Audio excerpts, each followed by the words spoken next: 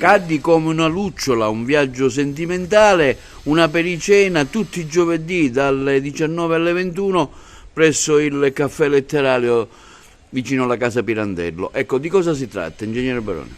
Sì, si tratta di riecheggiare sicuramente lo spirito dei parchi letterari, che è quello di avere un pubblico, chiamiamolo, o una partecipazione attiva al fine di poter riaprire i nostri cinque sensi che per ora purtroppo in questa società sono in stand-by. Parliamo del gusto, parliamo dell'olfatto, parliamo anche delle note che ci saranno, qualche breve nota musicale che deve intrattenere il pubblico e quindi diciamo l'acustica, l'audio.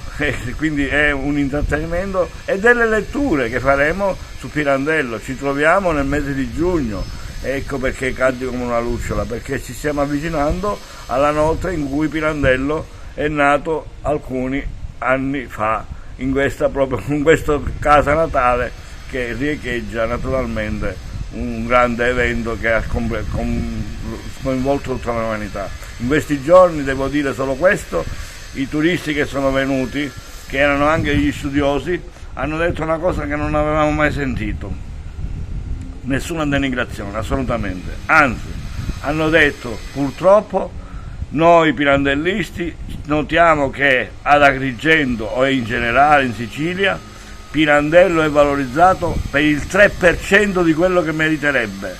È una cosa molto grave, cari signori che mi ascoltate. Erano dei pirandellisti doc, erano proprio degli studiosi, e che gente che ha visto come Pirandello viene valorizzato nel nostro territorio, cioè al 3%.